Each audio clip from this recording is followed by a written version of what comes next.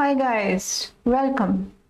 सो आज के जो हमारे टारगेट ऑडियंस हैं वो हैं क्लास 12th के स्टूडेंट्स जो मेडिकल या नॉन मेडिकल में हैं, या जो भी स्टूडेंट्स जो हैं केमिस्ट्री स्टडी करते हैं। तो जब भी हम केमिस्ट्री स्टडी करते हैं उसमें एक हमारे पास चैप्टर आता है एक नाम से, that is alcohols, phenols and ethers. जब भी अल्कोहल्स, फिनोल्स एंड ईथर की बात आती है उसमें सबसे इंपॉर्टेंट रिएक्शन हमारा आता है।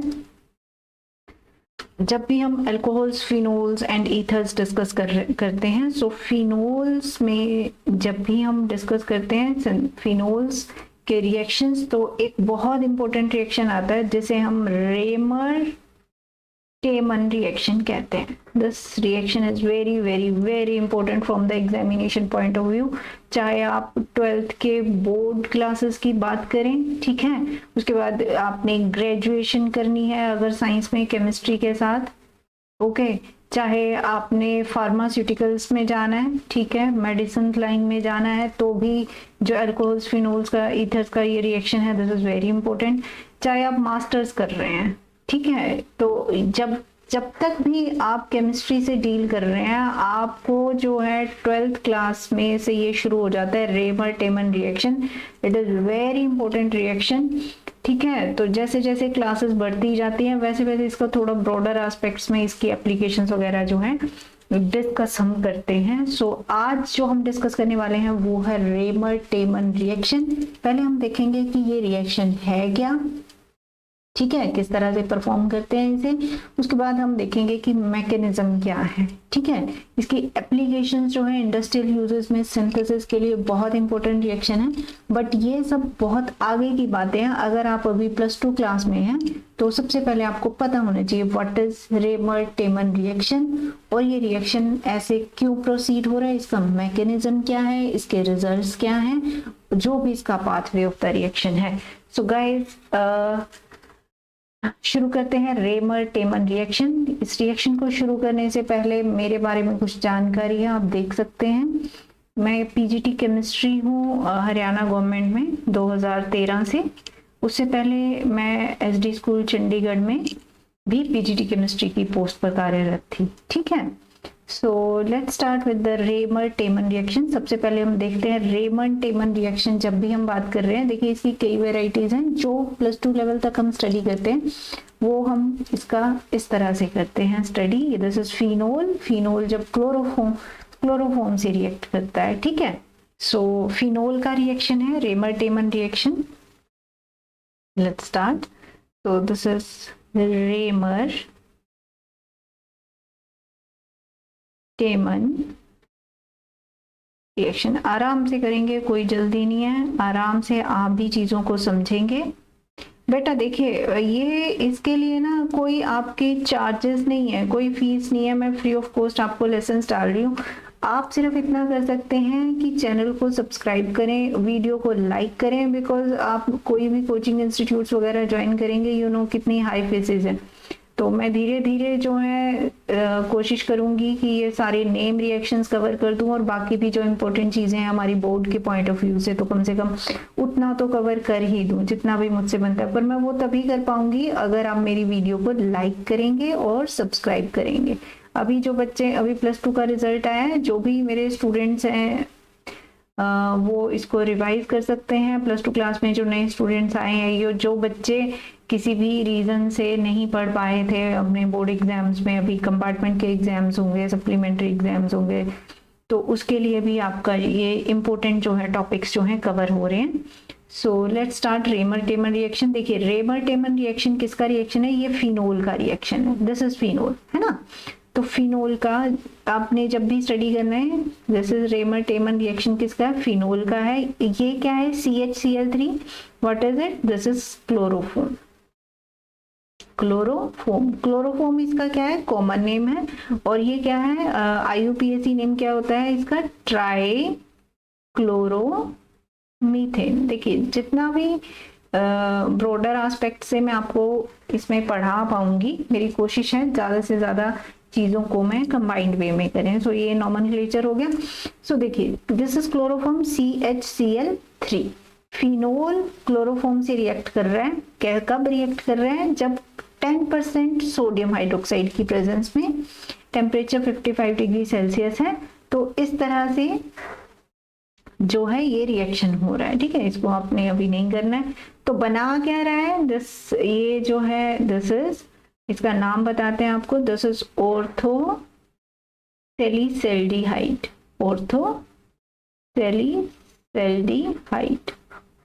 ओके स्टूडेंट्स, और यहाँ पे पैरा पोजीशन पे this is para salicylaldehyde. So ये जो है these are the common names. आपको बुक्स में सिर्फ ये वाला प्रोडक्ट दिया होता है, ऑर्थो वाला, पैरा वाला प्रोडक्ट नहीं बनाते हैं। वाई? बिकॉज ये जो है this is the major product. देखिए दिस इज 20 to 35%, और ये पैरा प्रोडक्ट जो है मिनिमम अमाउंट में बन रहा है 8 to 12% ही बन रहा है। So as this is the major product, तो ज्यादातर जो बुक्स में है आपको यही प्रोडक्ट जो शो करते हैं। तो आप कहेंगे कि मैम ये मेजर प्रोडक्ट क्यों है, there is a reason behind it.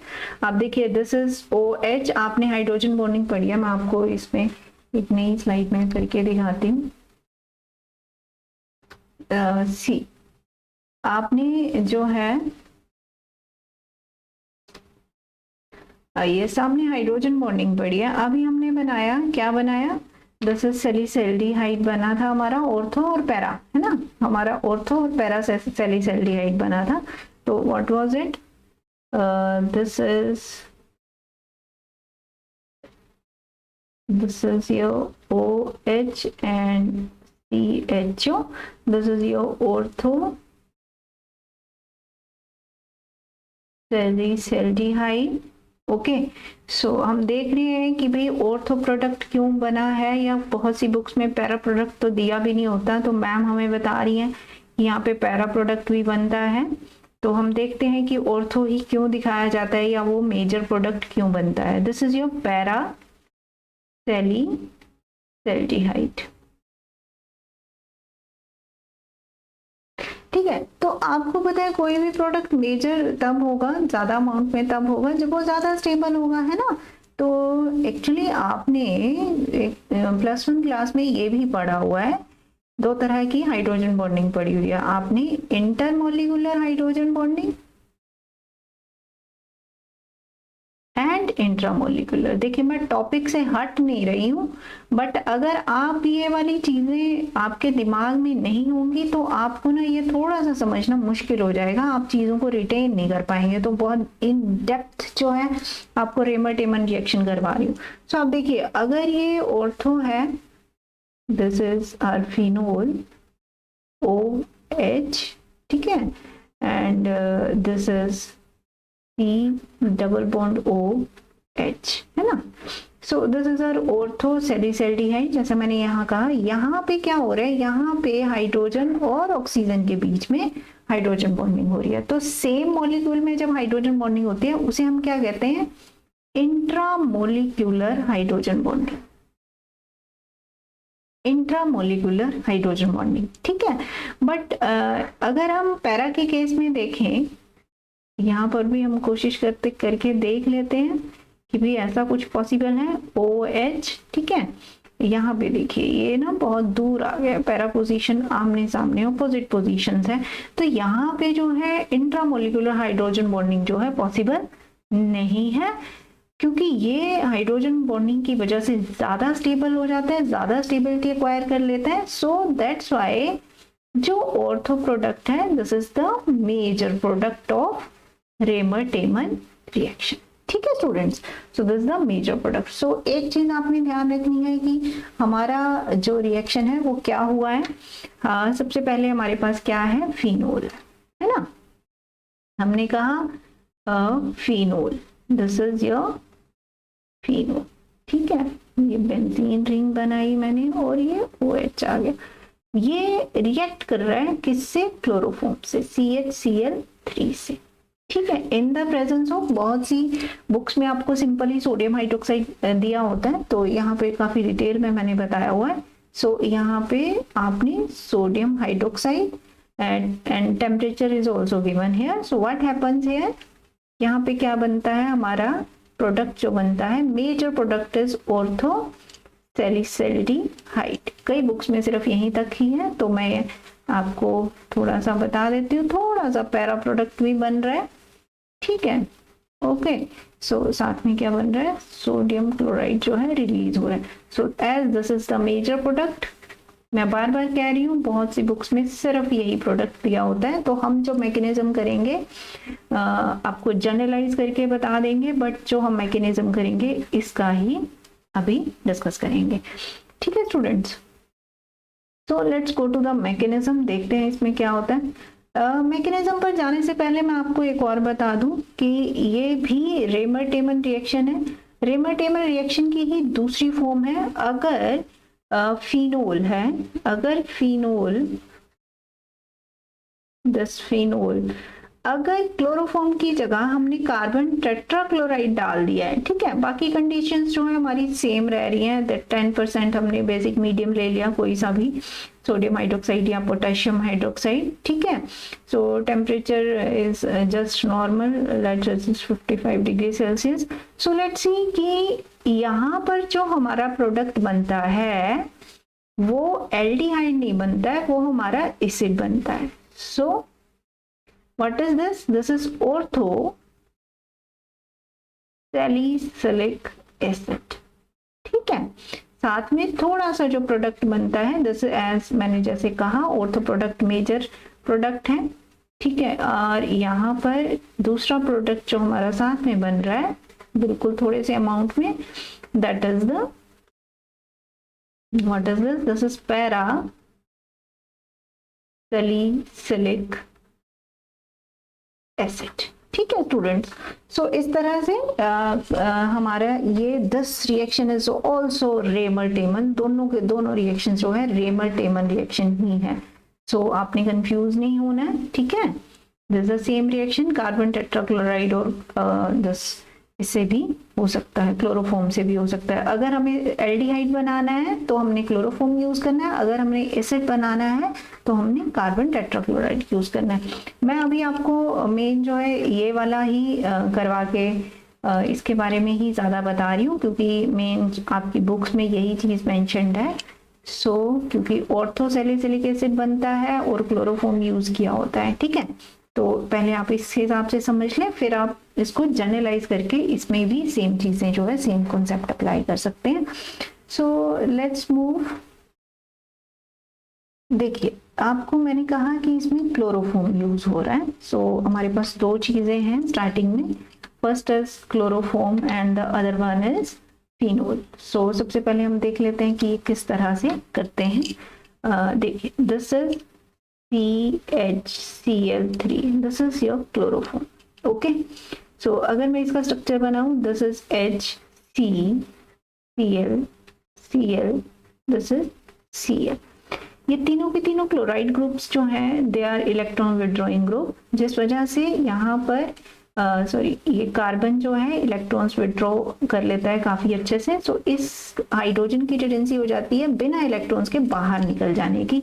So what happens here, क्योंकि अगर बेस की प्रेजेंस है, देखिए, और साथ में अगर कोई बेस प्रेजेंट है, जैसे मैंने कहा सोडियम हाइड्रोक्साइड है, तो आराम से ये क्या है, एज वाटर जो है निकल जाएगा, ठीक है, प्रोटॉन यहाँ से निकल जाएगा। तो बचता क्या है, क्योंकि वो अपने इलेक्ट्रॉन्स भी छोड़ गया है साथ में। So we can say carbon पे जो है 3 क्लोराइड्स बच गए और जो है negative charge with electron, okay.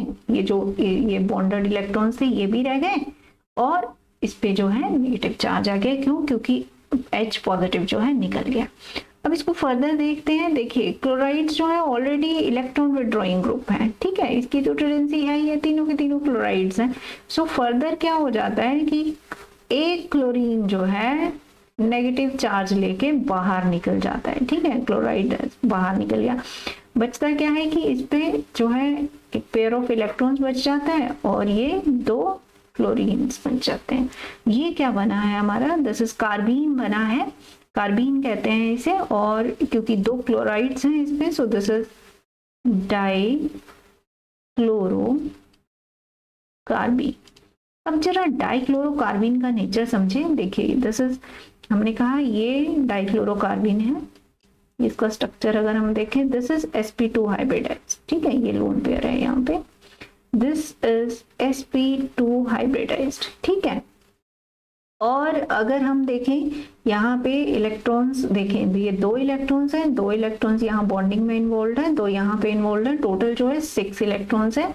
हम कहेंगे कार्बन का जो ऑक्टेट है वो क्या है, यहाँ पर कंप्लीट है, नहीं है, दिस इज इनकम्प्लीट। अगर ऑक्टेट इनकम्प्लीट है और sp2 हाइब्रिडाइजेशन है, दैट मीन्स ये जो हमारा डाइक्लोरोकार्बीन बना है, दिस इज इलेक्ट्रॉन डेफिशिएंट, ठीक है। तो ये क्या है स्टूडेंट्स, ये है electron deficient. So we can say what is dichlorocarbene, this is electron deficient हो गया। सो जो चीज इलेक्ट्रॉन डेफिशिएंट होगी वो क्या होगी, वो लोएस एसिड एक्ट करेगी, ठीक है, इलेक्ट्रॉन्स की कमी है। या हम कहेंगे इलेक्ट्रॉन डेफिशिएंट है तो वो इलेक्ट्रॉन्स की जहां पे इलेक्ट्रॉन्स उसको मिलेंगे उसकी तरफ जाएंगी। सो दैट मीन्स ये क्या है, दिस इज एन इलेक्ट्रोफाइल, ठीक है। तो आपने पहले ना इसका नेचर जरूर समझ लेना है, क्योंकि यही हमारा जो है अटैकिंग रिएजेंट है यहाँ पर, है ना। सो नेक्स्ट जो दूसरा हमारा चीज आ रही है, क्योंकि क्लोरोफॉर्म और फिनोल के बीच में रिएक्शन हो रहा है, जो दूसरी थोड़ा फिनोल के बारे में देखते हैं। फिनोल है ना, फिनोल को हमने क्या कहा था, this is our phenol, this is अभी कर रही हूँ, wait, so this is phenol, so let's see, this is phenol, ठीक है, दिस इज फिनोल OH, ठीक है। In the presence of base phenol क्या कर जाता है, ये भी एक एसिड की तरह एक्ट कर लेता है, ये H पॉजिटिव जो है निकाल देता है। व्हाट हैपेंस, अगर H पॉजिटिव निकल गया, बेस के साथ वो वाटर उन्होंने निकाल दिया, तो बचा क्या है, ऑक्सीजन पे बच गया नेगेटिव चार्ज, है ना, और ये हमारी बेंजीन रिंग है, ठीक है। अब ये क्या बना है, इसे हम क्या कहते हैं, फिनोक्साइड आयन, फिनोक्साइड आयन, ठीक है। फिनोक्साइड आयन जो है, यहाँ पे जो नेगेटिव चार्ज है ये डीलोकेलाइज हो जाता है ओवर द रिंग, है ना, और ये जो बॉन्ड है it acquires the double bond character. So मैं आपको यहाँ पे डीलोकेलाइजेशन ऑफ द चार्ज भी समझा दूं, डीलोकेलाइजेशन ओ नेगेटिव चार्ज, ठीक है। So what happens here, this is our phenoxide ion,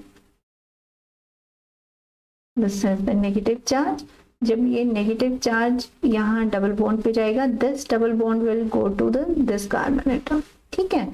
so what happens here, resonance structures बनेंगी, ठीक है। This phenoxide ion get the stability and this at this is the ortho position, at the ortho position पे जो carbon है it gets the negative charge, बाकी जो है bond as it is रह जाते हैं। फर्दर जो है कंप्लीट रेजोनेटिंग स्ट्रक्चर्स मैं आपको बना के दिखा देती हूँ। ये this is the double bond and this negative charge goes over this, and ये जो डबल बॉन्ड है ये पैरा पोजिशंस पे जो नेगेटिव चार्ज की फॉर्म में जाता है, ठीक है। यहाँ पे ये डबल बॉन्ड अक्वायर हो गया करेक्टर। फर्दर इसका नेक्स्ट जो रेजोनेटिंग स्ट्रक्चर बनेगा वो इस तरह से, ये जो नेगेटिव चार्ज के इलेक्ट्रॉन्स है यहाँ पे डबल बॉन्ड बनाएंगे, ये double bond as negative charge हो जाएगा दिस, क्योंकि कार्बन जो है मैक्सिमम 4 बॉन्ड्स ही बना सकता है। सो दिस इज लाइक दिस, ठीक है। सो आपने देखा यहाँ पे दोनों जो है ऑर्थो पोजीशंस पे नेगेटिव चार्ज आ रहा है, so these are ortho positions, और एक पैरा पोजीशंस पे आ रहा है, ठीक है। सो आपने ये देख लिया है ना। अभी हम देखते हैं कि ये फिनोक्साइड आयन जो बना है ये किस तरह से डाइक्लोरोकार्बीन से रिएक्ट करता है, इसका मैकेनिज्म स्टडी करते हैं। सो आप देखें ये हमारा जो है डाइक्लोरोकार्बीन बन गया था, है ना। तो मैं थोड़ा अच्छे से आपको मैं खुद करके दिखाऊंगी, डोंट वरी, है ना। डाइक्लोरोकार्बीन बन गया, ये हमारा फिनोल था, ठीक है। ये कोई बेस ले लिया है हमने कहा था हमने सोडियम हाइड्रोक्साइड लिया, तो यह हमारा फिनोक्साइड आयन बना था, है ना। सो ऑर्थो पोजीशन पे जैसे ही नेगेटिव चार्ज एक्वायर हुआ है तो ये, क्योंकि ये जो है इलेक्ट्रोफाइल है, ऑलरेडी इलेक्ट्रॉन डेफिशिएंट है, इसने जल्दी से अटैक कर दिया कहाँ पे, ऑर्थो वाले कार्बन पे। सो जब ये ऑर्थो पे कार्बन पे अटैक करता है, इस कार्बन पे, नो दिस इज CH है ना, तो ये वाला H यहाँ पे है और इसका डबल बॉन्ड यहाँ चला गया, this carbon gets the negative charge. So what happens in the next step, because ये नेगेटिव चार्ज इस पे आ गया है ना, तो और ये जो है बार बार इसको जो है स्टेबलाइज करने की टेंडेंसी रहती है, everything moves towards the stability. तो यहाँ पर जो है रिएक्शन उस तरफ प्रोसीड करते हैं जहाँ पे वो स्टेबिलिटी एक्वायर कर लेते हैं, है ना। सो यहाँ पर टेंडेंसी रहती है कि ये दोबारा से जो है डबल बॉन्ड करेक्टर एक्वायर कर ले। सो ये डबल बॉन्ड करेक्टर एक्वायर करते ही ये प्रोटॉन जो है, क्योंकि यहाँ पे ऑलरेडी नेगेटिव चार्ज है और ये इसके बिल्कुल साथ में ही है, विसिनिटी में ही है, तो ये जो है this hydrogen goes to this carbon. तो इस तरह से हमारा ये वाली स्ट्रक्चर बन जाती है। Now what happens in the next structure, ठीक है, जब OH कहाँ से आया है, हमारा बेसिक मीडियम में चल रहा है reaction. So what happens, this एक क्लोरीन जो है OH से जो है रिप्लेस हो गई है, सो दिस इज OH है ना, तो और ये और नेगेटिव जो है प्रोटॉन को अपनी तरफ खींच लेता है। व्हाट हैपेंस, ये बॉन्ड इधर जाता है, ये जो है Cl जो है इट गोज आउटसाइड। सो इस तरह से हमारा ऑर्थो सैलिसिलिक एसिड बन जाता है ना स्टूडेंट्स। तो यहीं तक ही इसको करेंगे, मैं आपको खुद इसको डिटेल में समझाती हूँ।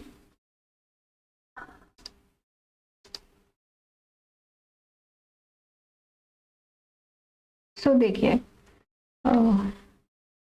Let's move to the mechanism of Reimer-Tiemann reaction. I hope इतना सा ठीक रहेगा। ये थोड़ा इसको बिट कर लेते हैं, थोड़ा थिकनेस इसकी इंक्रीज कर लेते हैं, है ना। So let's move. So what happens here? Oh, sorry. Now we'll move with the mechanism of Raymond-Damon reaction, ठीक है, मैकेनिज्म। तो हुआ क्या, हमारे पास फिनोक्साइड बन गया था, ठीक है, this was phenoxide ion, okay. So और ये डाइक्लोरोकार्बीन से हमने बताया कि यहाँ पे रिएक्ट करेगा, ठीक है। तो रेजोनेटिंग स्ट्रक्चर्स है, मैंने ऊपर ही रहने दिया। व्हाट हैपेंस हियर, जैसे ये रेजोनेंस स्ट्रक्चर शो करता है, so what happens here, this negative charge moves to this side, और ये वाला जो है यहाँ पर ये वाला बॉन्ड के जो इलेक्ट्रॉन्स हैं, इस पर जो ये इलेक्ट्रोफाइल है ये अटैक कर देता है dichlorocarbon. So what happens here, ortho position पे हम देखेंगे इस तरह से, ये यहाँ पे डबल बॉन्ड है। सो क्योंकि इस कार्बन पे हाइड्रोजन ऑलरेडी है और इस पे अभी ये भी आकर अटैच हो गए हैं और इसके पुराने बॉन्ड एज इट इज रहेंगे, ठीक है students, okay. And this carbon gets the negative charge, क्योंकि ऑलरेडी इलेक्ट्रॉन्स हैं, 4 इलेक्ट्रॉन से ज्यादा हो गए, 2 पहले थे, हम बॉन्डिंग में भी इन्वॉल्व हो गया।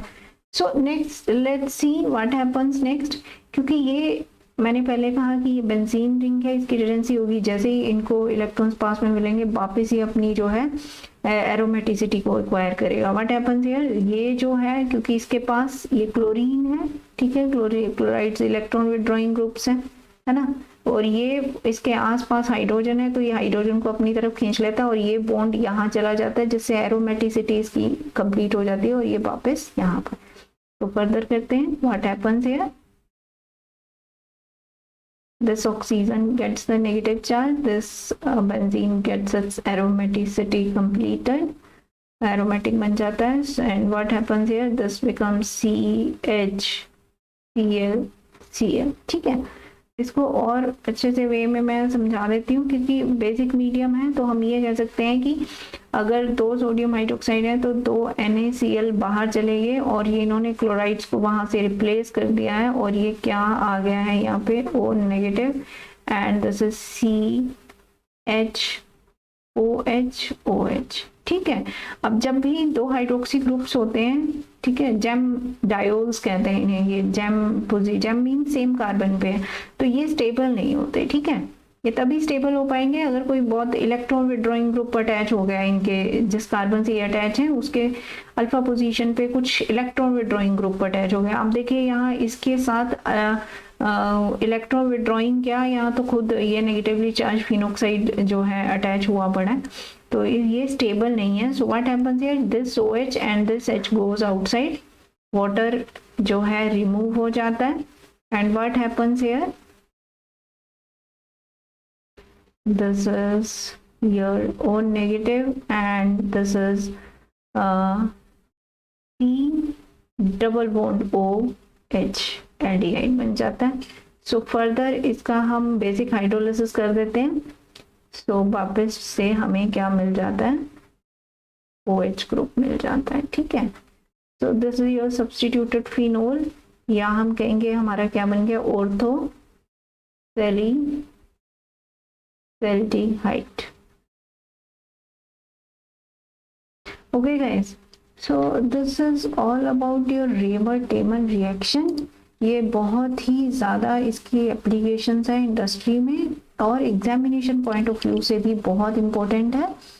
तो फर्दर देखिए इसमें रेमर-टेमन को ना फर्दर हम इसमें आगे भी इसकी एप्लीकेशन है, इसको थोड़ा सा मॉडिफाई करके जो है आगे भी चीज़ें करी जाती हैं। जैसे मैं कहूँ कि भाई रेमर-टेमन में हमने कहा फिनोल्स का रिएक्शन है, तो हो सकता है सब्स्टिट्यूटेड फिनोल्स का भी रिएक्शन हो, है ना। जैसे दिस इज आर फिनोल, ये +2 के बच्चों के लिए नहीं है बट मैं थोड़ा आगे बता रही हूँ कि इसको, ठीक है, दिस इज सब्स्टिट्यूटेड फिनोल। तो फर्दर अगर हमने इसको CHCl3 से रिएक्ट कर दिया and in the presence of a base, है ना, तो भी हमारा जो है प्रोडक्ट जो है अलग हो जाएगा।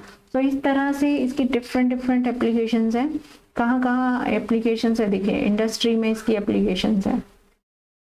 क्या एप्लीकेशंस है, सबसे पहला है कि टू सिंथेसाइज डिफरेंट, ठीक है, synthesise other chemicals, different chemicals को जो है इसके सब्स्टिट्यूटेड केमिकल्स को बनाने के लिए हम इसको यूज कर सकते हैं, ठीक है। इसकी एक शॉर्ट कमिंग ये आ रही है इसमें कि भाई इसमें जो प्रोडक्ट बन रहा है, हम कह रहे हैं कि बन तो रहा है ऑर्थो सब्स्टिट्यूटेड प्रोडक्ट बन रहा है, but this is not the pure ortho substituted product, है ना।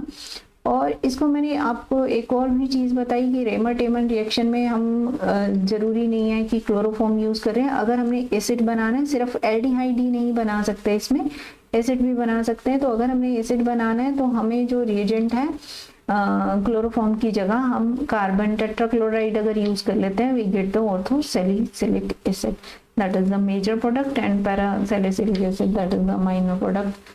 So this was all about the Raymer-Tayman reaction and it's a very important reaction। बेटा देखिए कोई फीस नहीं है, please attend the classes, view करें, इन्हें शेयर करें, आपके एग्जाम्स में बहुत काम आने वाली हैं। और जो स्टूडेंट नहीं है, जो आगे किसी एग्जाम में बैठना चाहते हैं ना, उनके लिए भी ये बहुत इम्पोर्टेंट है। IT और JEE के लिए भी this is very important lecture. और आप सिर्फ इतना कर सकते हैं, इस वीडियो को शेयर कर सकते हैं और लाइक कर सकते हैं, है ना, सब्सक्राइब कर लें चैनल। मेरी कोशिश है कि मैं 12th लेवल तक के जो हमारे नेम रिएक्शंस हैं एग्जामिनेशन पॉइंट ऑफ व्यू से जो भी इम्पोर्टेंट है या जो भी हमारे सिलेबस में, मैं कम से कम रोज़ एक जो रिएक्शन है उसे कवर कर दूँ। सो ये मैं तभी कर पाऊँगी अगर आप लोग मुझे सपोर्ट करेंगे, है ना। आप लोगों को अगर ज़रूरत होगी मैं तभी ये सब चीज़ें कर पाऊँगी। So guys, I'm very thankful to you. Thank you so much for bearing me। आप मुझे कमेंट सेक्शन में बता सकते हैं कि आगे कौन से रिएक्शन के बारे में मैं आपको बताऊं। Thank you.